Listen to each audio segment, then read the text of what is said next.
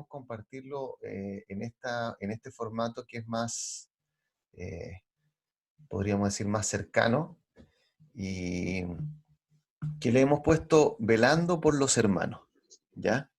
Y, eh, ¿cómo se llama?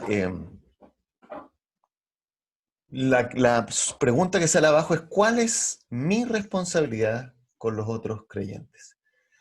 Hagamos un poquitito de contexto.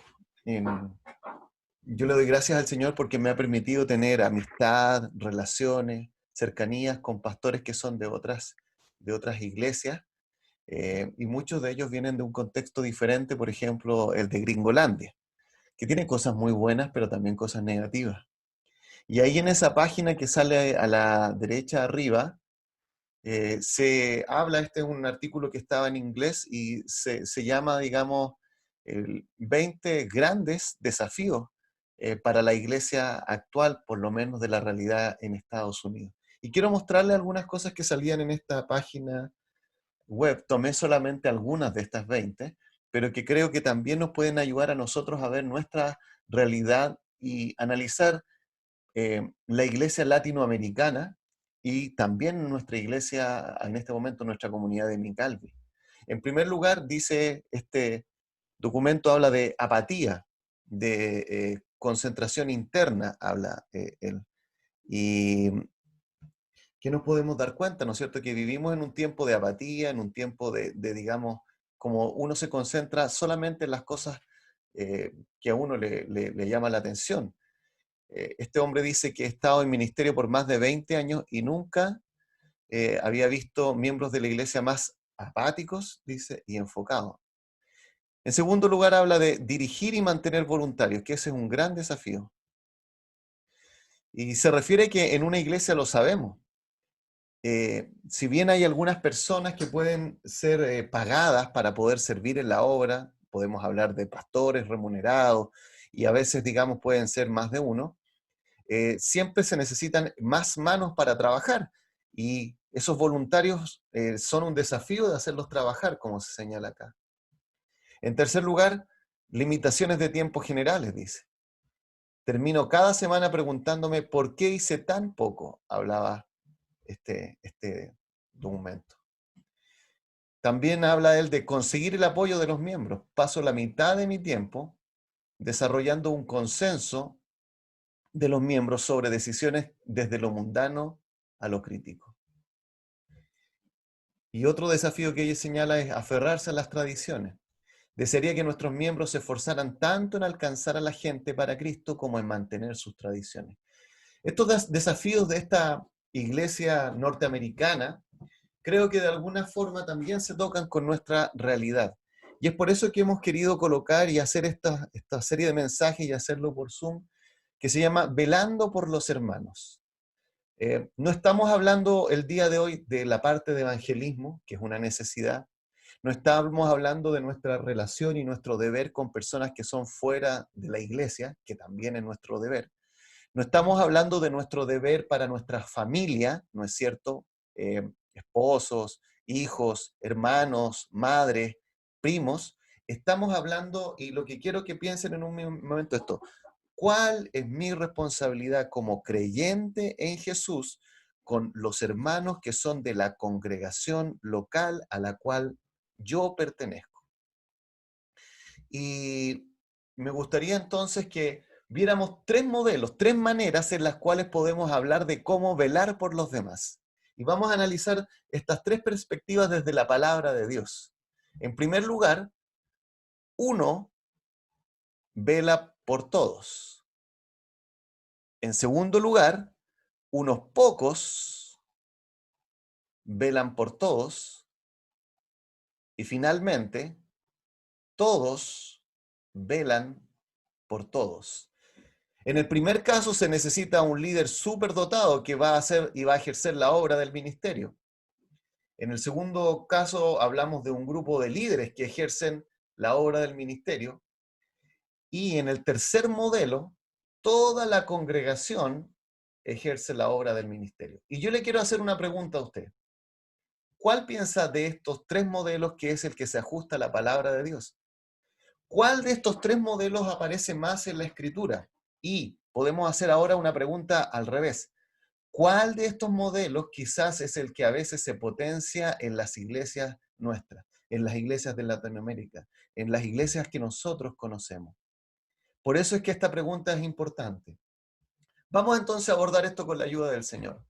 En primer lugar, vamos a ver este primer modelo que estábamos señalando, ¿no es cierto?, en el cual tenemos que una persona va a velar por todos. Y quiero mostrarles esta cita, por si acaso todas las citas bíblicas que aquí aparecen están de la Biblia, Nueva Biblia de las Américas. Si usted tiene la Biblia de la Reina Valera 60, puede seguir también esta lectura, que estamos en el libro de Éxodo, en el capítulo 18, y que creo que esto nos puede servir y nos puede ser de mucha ayuda para ahora, digámoslo así, ir aprendiendo.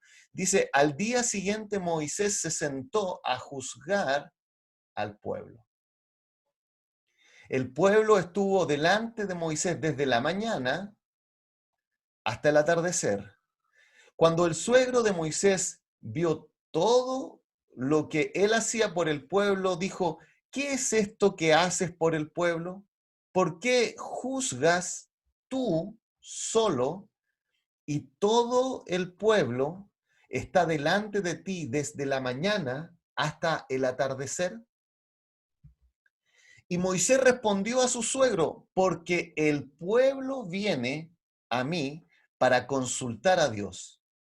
Cuando tienen un pleito, vienen a mí y yo juzgo entre uno y otro, dándoles a conocer los estatutos de Dios y sus leyes. El suegro de Moisés le dijo, no está bien lo que haces.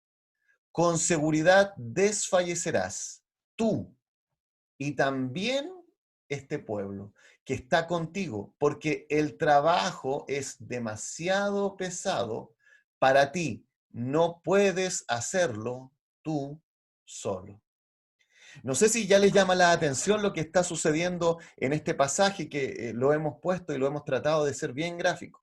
En este modelo del Antiguo Testamento nosotros sabemos que Dios liberó a su pueblo de la esclavitud de Egipto. Los liberó, los sacó de esa esclavitud. Ellos vivían bajo un liderazgo opresor de Faraón y Dios los quiso poner bajo el liderazgo de Moisés. Ahora bien, ¿qué es lo que vemos en este pasaje de la palabra de Dios? Que el liderazgo de Moisés era necesario para cuidar del pueblo, pero Moisés por sí mismo no era suficiente. Por lo tanto, el uno vela por todos, no vela por todos. Nos causa problemas, no porque el líder sea ineficiente. De hecho, acá tenemos a un hombre muy capacitado, un superdotado, como es Moisés, pero él no era suficiente para hacer la obra de Dios. En este modelo de uno vela por todos, entonces no se va a poder velar por todos. Van a haber personas que van a quedar sin ser cuidados espiritualmente. Y volvemos a recalcar la idea. Estamos hablando de la iglesia local, de los hermanos de la congregación a la cual yo pertenezco. Fíjense ahora lo que les dice el suegro. Ahora escúchame, yo te aconsejaré y Dios estará contigo. Sé tú el representante del pueblo delante de Dios y somete los asuntos a Dios. Entonces enséñales los estatutos y las leyes y hazles saber el camino en que deben andar y la obra que han de realizar. Además de todo esto, además de esas labores que tú tienes que hacer, escogerás de entre todo el pueblo hombres capaces, temerosos de Dios, hombres veraces que aborrezcan las ganancias deshonestas, y los pondrás sobre el pueblo como jefes de 1000, de 100, de 50 y de 10. Que sean ellos los que juzguen al pueblo en todo tiempo, que traigan a ti todo pleito grave, pero que ellos juzguen todo pleito sencillo. Así será fácil para ti y ellos llevarán la carga contigo. No sé, hermano, si puede darse cuenta que aquí hay principios importantísimos de la palabra de Dios. ¿Era necesario Moisés? ¿Era este hombre alguien al cual había que desechar? No, él era un líder y había sido puesto por Dios. Pero Moisés como líder no es suficiente. Por eso es que Dios le está diciendo que coloque sobre el pueblo jueces. Hay algunos que iban a estar sobre 1000 personas, otros iban a estar sobre 100 personas, otros iban a estar sobre 50. Y fíjense, algunos de ellos tenían que estar preocupados solo de 10 personas. Y ellos iban a ver, como dice aquí la palabra de Dios, toda cosa sencilla. Aquello que no era tan complejo, lo tenían que ver este grupo de personas. Pero aquellas cosas complicadas las tenía que resolver Moisés. Yo creo que la palabra de Dios es muy sabia. No sé si usted está de acuerdo conmigo, que la palabra de Dios es muy sabia. Ahora, tratemos de aplicar esto. ¿Se fijan ahí esa figura? Bueno, obviamente si usted ve ese cartoon que está ahí y luego me mira a mí, se va a dar cuenta que yo no me parezco mucho a ese hombre que está ahí. De hecho, uno le mira, ¿no es cierto?, el ancho de la espalda a ese hombre y luego usted, si tiene ahí el zoom, me mira a mí el ancho de mi espalda, se da cuenta que yo no soy ese. Y no estoy hablando ahora en sentido, ¿no es cierto?, solamente físico, sino que hablemos en el sentido espiritual. Moisés se sintió sobrepasado por la carga y esta imagen que le estoy mostrando acá es la visión que, la verdad, muchas iglesias, muchos creyentes, y lamentablemente debemos decir, muchos pastores tenemos acerca de qué debe ser el ministerio. Y aquí hablamos del super pastor. Ahora, quiero que piense usted en forma práctica. Pensemos en un caso hipotético. Un pastor en una iglesia donde hay 100 personas que están asistiendo a esa iglesia. Y pensemos que el pastor quiere velar espiritualmente por ello, es decir, saber cómo está su vida espiritual. No solamente quiere saber si el domingo vienen a la iglesia y luego se van, no solamente él va a decir, oye, quiero ver cómo están los diezmos, quiero saber si los hermanos están diezmando porque me van a bajar las finanzas. No, supongamos que este pastor lo que quiere hacer es preocuparse espiritualmente de la vida de las personas, de estos 100. Ahora, si usted piensa, y yo creo que acá los hermanos ancianos, que están Cristian Grandón, Cristian Villanueva y también nuestro hermano Sebastián Espinosa, ellos tres, pueden decir que si uno va a tratar de hablar con un hermano y conversar de cosas espirituales, más o menos se va a demorar mínimo unos 45 minutos, ¿no es cierto? Creo que mis hermanos me pueden decir que sí. Y si usted ha tratado de hablar cosas como más espirituales con alguien, no solamente preguntarle, hermano, ¿cómo estás?, no se va a demorar menos de media hora. Ahora, imagínense que este pastor hace una llamada semanal de unos 45 minutos. ¿Cuánto eso sería en tiempo para este pastor? Bueno, ¿en cuánto tiempo? Serían 75 horas semanales. Ahora, ¿cuánto es la jornada laboral en Chile? Por decir algo, usted lo sabe, y estamos haciendo esa comparación para que entendamos. Es decir, este modelo que nosotros estamos viendo acá de uno vela por todo, finalmente no va a ser de beneficio para la iglesia, porque van a quedar muchas personas por las cuales no se va a poder velar. Si a eso le sumamos que un pastor tiene que preparar algunos mensajes y además de eso, por ejemplo, que tiene que predicar, tiene que brindar consejería específica porque hay algunas personas que están pasando algunos problemas, velar por todos los hermanos no lo va a poder realizar o lo va a realizar en forma totalmente ineficiente. De hecho, usted sabe que hay pastores que a lo mejor son buenos en predicar y a lo mejor no son tan buenos en consejería y en velar. Y hay algunas cosas que tienen que ver en este caso con las características de los líderes, pero también tiene que ver con que hay funciones que nos sobrepasan.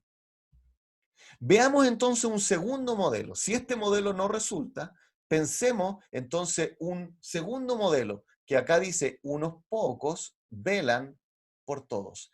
Y nuevamente tenemos algo en la palabra de Dios que nos habla acerca de esto. Dice lo siguiente en el libro de Hechos: por aquellos días, al multiplicarse el número de los discípulos. Quiero que nos detengamos antes de continuar la lectura y piense y medite un poco.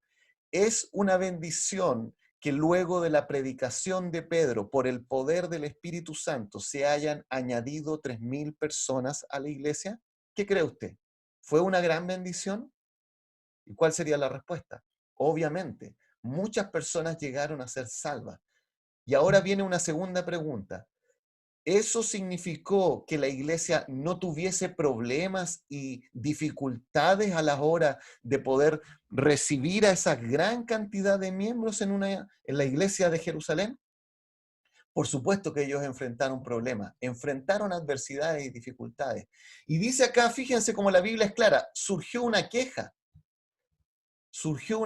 de parte de los judíos helenistas en contra de los judíos nativos. La iglesia empezó de alguna manera a vivir una crisis, empezó, podríamos decir, a enfrentar su primera división. Gracias a Dios que no llegó a dividirse la iglesia, pero estaban enfrentando una crisis compleja. ¿Por qué? Había una causa. Sus viudas eran desatendidas. Es decir, el problema era real, hermano.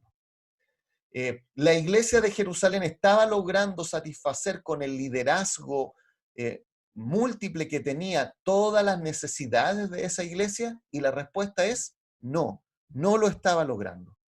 Y dice acá entonces que los 12 convocaron a la congregación de los discípulos y dijeron, no es conveniente, no es conveniente que nosotros descuidemos la palabra de Dios para servir a las mesas. Por tanto, hermanos, escojan de entre ustedes 7 hombres de buena reputación, llenos del Espíritu Santo y de sabiduría, a quienes podamos encargar esta tarea, y nosotros nos entregaremos a la oración y al ministerio de la palabra.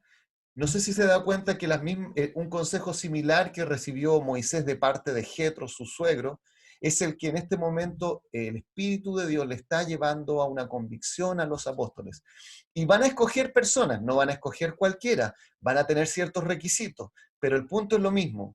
Este grupo de 12, en realidad 11, originalmente sabemos que después no estaba Judas y se agregó otro más, pero este número de 12 no era suficiente para administrar a estas 3.000 personas. Es decir, 12 no podían velar por 3.000 personas. La iglesia de 3.000 personas no podía ser cuidada plenamente por 12 personas. Y fíjense, lo propuesto tuvo la aprobación de toda la congregación. Y escogieron a Esteban, un hombre lleno de fe y del Espíritu Santo, y a Felipe, a Prócoro, a Nicanor, a Timón, a Pármenas y a Nicolás, prosélito de Antioquía. A estos los presentaron ante los apóstoles y después de orar, pusieron sus manos sobre ellos. Y, fíjense, la palabra de Dios crecía y el número de los discípulos se multiplicaba en gran manera en Jerusalén, y muchos de los sacerdotes obedecían a la fe. Nos damos cuenta que la iglesia creció por el poder del Espíritu Santo, se añadieron 3.000. Esta iglesia enfrentó una dificultad, pero ellos fueron y esa dificultad la enfrentaron, y de tal manera que la palabra de Dios siguió creciendo luego de enfrentar este problema. De tal forma que, tal como habíamos dicho antes, unos pocos velan por todos, no nos va tampoco a servir como un modelo. Se necesitan otras personas, se necesitan más voluntarios, se necesitan hermanos comprometidos para llevar la obra de Dios adelante. De tal forma que si vemos este modelo, imagínense acá tenemos un liderazgo de una iglesia donde hay 5 líderes. Uno diría que bueno, 5 líderes, ya la carga se reparte un poco mejor que sobre el superpastor, que sabemos que no se puede. Entonces acá tenemos estos 5 líderes. Usted puede pensar quizás en los ancianos de la iglesia ahora, yo este no sé quién será, ¿no es cierto? Espero no ser yo luego, pero parece que prontamente estaré así como este caballero que está aquí, bueno, este también, ¿ya? Pero piensen en estos 5 líderes. Y hagamos el mismo ejercicio que hicimos antes. 5 ancianos bíblicos. Pensemos en un pastor más que está, qué sé yo, a tiempo completo, más otros que dedican parte de su tiempo a la obra del Señor. Nuevamente, 100 miembros de una iglesia local, 100 miembros. Y van a hacer una llamada semanal de 45 minutos. Ellos quieren velar por estos 100 miembros. 5 velan por 100. ¿Sí? Bueno, ¿cuánto significaría eso? Que cada uno de ellos debiese tener 15 horas semanales. Es decir, repartimos estos 100 miembros en 5 ancianos, nos dan 20. Y esos 20, para llamarlos en una semana, 45 minutos, cada anciano, cada líder debiese dedicar 15 horas. Y bueno, llegamos creo a la misma conclusión. ¿Es factible entonces lograr estos 5, velar por toda una congregación de 100 personas? Y la respuesta nuevamente sería que no es factible. No va a resultar en la práctica y mucha gente va a quedar sin ser cuidada. Por eso pensemos a esta hora en este tercer modelo. Y hermano, este modelo se llama así: todos velan por todos. Y yo quiero dejarlo muy en claro ahora, hermano. Todos velan por todos. El Nuevo Testamento señala que hay responsabilidades que son de todos los creyentes. Y por eso el Nuevo Testamento usa mucho este pronombre. Esto yo lo quise colocar en griego, pero en la Biblia nuestra se traduce así: unos a otros. Usted, no sé si lo ha escuchado o lo ha leído en la palabra de Dios, pero la Biblia habla del ministerio de los unos a los otros. Voy a decirlo de alguna manera: el ministerio no lo hace el pastor. O lo voy a decir mejor aún: el ministerio no lo hace exclusivamente el pastor. El pastor no es un super pastor, no es un super Moisés, ni siquiera Moisés era super Moisés. El ministerio no lo pueden hacer completa y absolutamente los ancianos. El ministerio lo tienen que hacer unos a otros. Y lo vamos a mostrar en la palabra, porque nuestro interés es que esto salga de la palabra. Fíjense lo que dice Romanos 12:10. Sean afectuosos unos con otros, con amor fraternal, con honra, dándose preferencia, y aquí sale esta palabra, unos a otros. ¿Lo ve? Pero sigamos. Uno dirá, bueno, aquí habla de afecto y de amor fraternal, ¿sí? Fíjense otra cosa. No deban a nadie nada, sino el amarse unos a otros. Porque el que ama a su prójimo ha cumplido la ley. Romanos 13:8. Y quiero que piense esto: ¿cómo yo amo a otros? Si yo me enfoco ahora en mi iglesia local, yo, Manuel, miembro de la iglesia, hermano que realmente está asistiendo, ¿cómo demuestro mi amor fraternal? ¿Cómo soy afectuoso con otros? Bueno, está claro que no lo voy a hacer simplemente asistiendo a la iglesia. De alguna manera me tengo que involucrar en la vida de ese otro. Fíjense otro pasaje que dice acá: que vivan con mansedumbre, que vivan con toda humildad y mansedumbre, con paciencia, soportándose unos a otros en amor. No solamente tengo que aprender a amar, sino que tengo que aprender incluso muchas veces a soportar, hermanos. Hay personas que cualquier dificultad, adversidad, problema se cambian de iglesia. Pero la Biblia también nos habla que debemos aprender a soportarnos, porque no todos somos fáciles de carácter, hay algunos que quizás somos más irritables. Fíjense, más versículos: soportándose unos a otros y perdonándose unos a otros.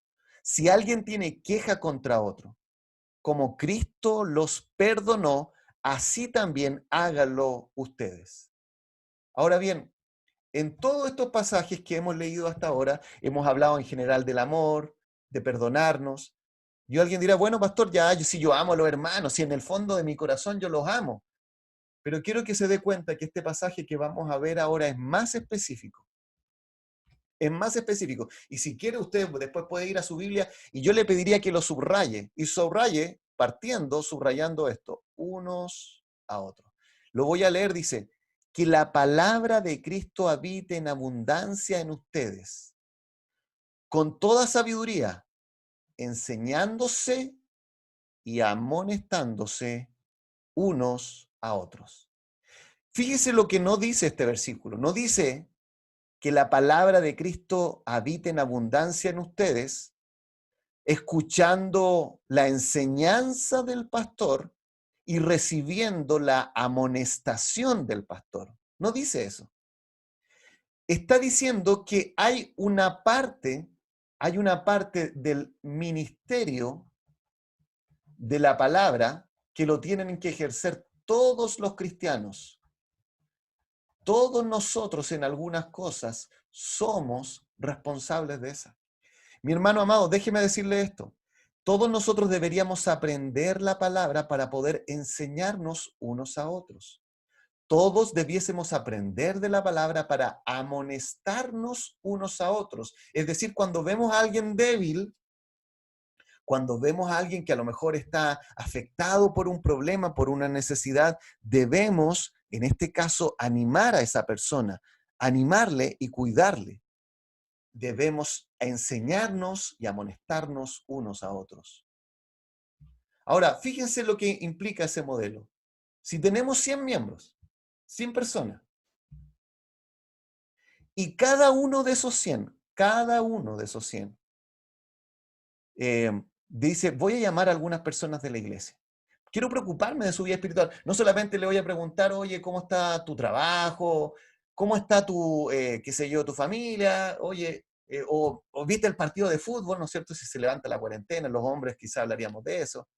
Sino que cada uno de ellos va a tratar de velar por la vida espiritual, como decíamos antes. Y cada miembro dice, yo voy a preocuparme de 3 hermanos, de 3 personas. Eso implicaría que cada uno de nosotros tendría que llamar o invertiría unas 2 horas a la semana. Pero ¿sabes lo más maravilloso? Es que yo voy a llamar a algunos hermanos, a 3, y a lo mejor algunos de ellos me van a llamar a mí. De tal manera que yo voy a tener un tiempo de compartir con otras personas que va a ser mucho mejor. Todos velan por todos. Me gustaría que cerráramos este tema revisando un par de preguntas que a lo mejor pueden estar en nuestra mente.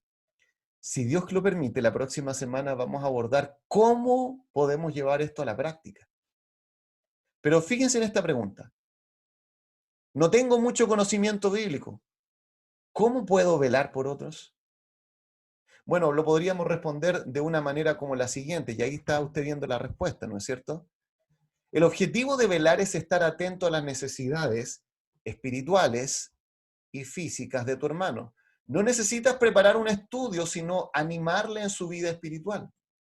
Quiero ser muy concreto. Usted podría llamar a un hermano y decirle, ¿sabes qué? Te quiero mencionar algo. Durante esta semana estuve leyendo el capítulo 5 del libro de Mateo, las bienaventuranzas, y quería contarte esto que Dios me habló mientras estaba leyendo la escritura o mientras estaba orando. Y después, hermano, ¿en qué cosa Dios te ha hablado durante esta semana?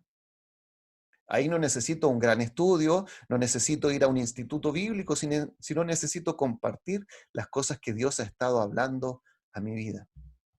Una segunda pregunta podría ser algo como esto. ¿De qué formas concretas puedo velar por mi hermano, mi hermana?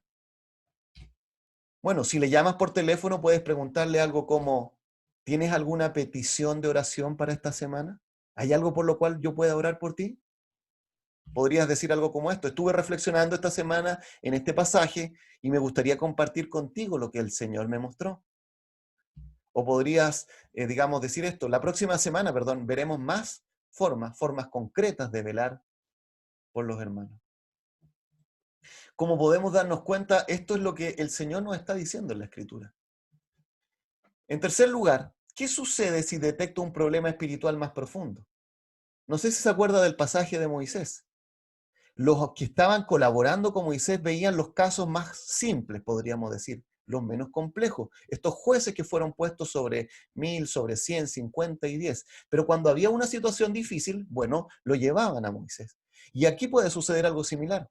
No necesitamos que usted sea un consejero bíblico tremendamente capacitado, con estudios de 4 o 5 años, sino que usted si detecta algún problema puede perfectamente hablar con alguno de los ancianos, decirle, hermano Cristian Grandón, hermano Cristian Villanueva, hemos visto esta situación que está sucediendo en la vida de este hermano y yo estoy orando por él, pero quiero que ustedes también vean cómo ayudarle, porque es algo que yo no lo puedo hacer. Habla con el hermano y dile que es importante que busque ayuda espiritual o consejería bíblica. Pídele permiso para compartir este problema con un anciano de la iglesia. Contacta a un anciano y comparte el problema. Sigue orando y manteniendo el contacto con dicho hermano. No le diga, bueno, total, como se lo delegué al hermano Cristian Grandón, el hermano ya no es mi responsabilidad, ese es problema del hermano Cristian Grandón. No, siga manteniendo el contacto, ore, Vea cómo está esa persona y anímele a seguir buscando al Señor. 4. ¿Qué sucede si yo no estoy bien espiritualmente? Pastor, yo no puedo velar por la vida espiritual de nadie porque en este momento yo no estoy bien espiritualmente. Bueno, es una buena pregunta.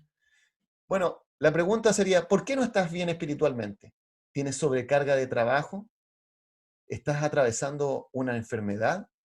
En casos así, puedes aún ser de ayuda en la vida de otros, pues nuestra vida no debe ser perfecta para ayudar.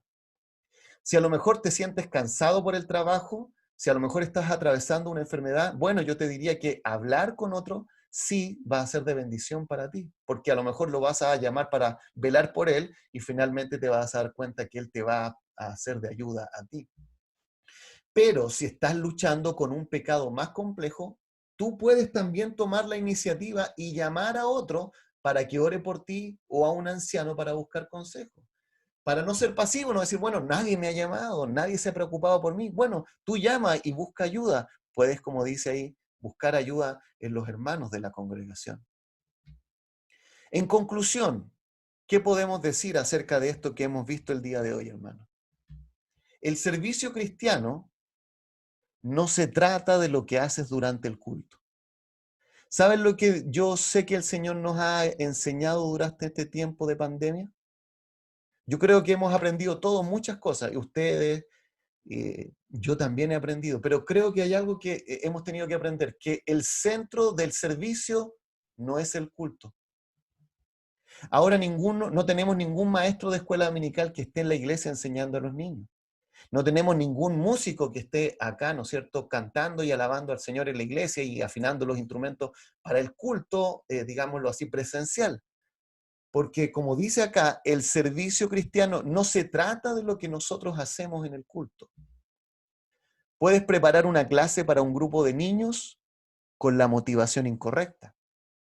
Puedes dirigir a la comunidad en la alabanza con un enfoque inadecuado. O puedes preocuparte de la mantención del edificio de la congregación con la actitud errónea. De alguna manera yo puedo hacer muchas cosas sin estar haciendo un verdadero servicio a la obra de Dios. De muchas formas yo puedo, digamos, hacer algo sin servir a Dios. Y es por eso que tenemos que tener cuidado. Entonces, si el servicio cristiano no se trata de lo que hacemos durante el culto, ¿de qué se trata entonces? Bueno, el servicio cristiano se trata de lo que haces para el Señor, y fíjate esto, en la vida de otros, en la vida de otros. Mi amado hermano, ¿estás dispuesto a servir al Señor en la vida de otros? ¿Estás dispuesto a invertir tiempo no solo para que Dios te dé espiritualmente, sino para tú dar en la vida de otros? Y quiero mostrar esto último con este versículo, que personalmente me impactó mucho, me hizo reflexionar mucho. Porque Dios no es injusto para olvidarse de la obra de ustedes y del amor que han mostrado hacia su nombre, habiendo servido y sirviendo aún a los santos. ¿Saben por qué me impactó, hermano? Porque el amor que ellos demostraron al nombre santo de Dios y de Jesucristo, ese amor se demostró habiendo servido y sirviendo aún a los santos. Y te pregunto ahora, ¿tú amas el precioso nombre de Jesús? ¿Tú amas el precioso nombre de nuestro Dios? Bueno, te animo entonces a servir a los santos. Vamos a orar y darle gracias a Dios por este tiempo. Padre, gracias te damos por lo que podemos aprender en tu palabra. Señor, ayúdanos, queremos dejarnos estos domingos para reflexionar en este tema, para poder, Dios mío, pensar y meditar en este tema. Y ayúdanos para que de esa manera velemos todos por todos y nos cuidemos los unos a los otros espiritualmente, nos animemos para poder seguir adelante en esta carrera que tú nos has entregado. Gracias, Padre. Gracias en el nombre de Jesús. Amén. Mi amado hermano, les voy a mandar un archivo que lo hizo un hermano conocido que se llama Josh McDowell. Él hizo una lista de los versículos del Nuevo Testamento donde habla todas las responsabilidades que tenemos los unos para con los otros. Se los voy a compartir para que en la semana ustedes lo puedan meditar. Que el Señor les bendiga, queridos hermanos, y hermano Cristian, lo dejo a usted para que siga adelante.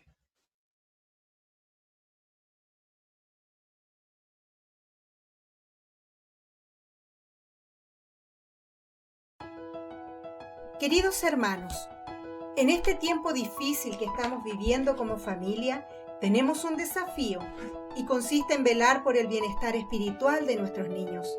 Es por esto que como iglesia hemos querido ayudarles haciéndoles llegar un material de apoyo con lecciones bíblicas y actividades, con el cual podrán llevar a cabo parte de esta labor que les toca a ustedes junto a sus hijos. Y como dice en Deuteronomio, capítulo 6, versículo del 7 al 8, estas palabras que yo te mando hoy estarán sobre tu corazón. Las enseñarás diligentemente a tus hijos y hablarás de ella cuando te sientes en tu casa y cuando andes por el camino, cuando te acuestes y cuando te levantes. Las atarás como una señal a tu mano y serán por insignia entre tus ojos.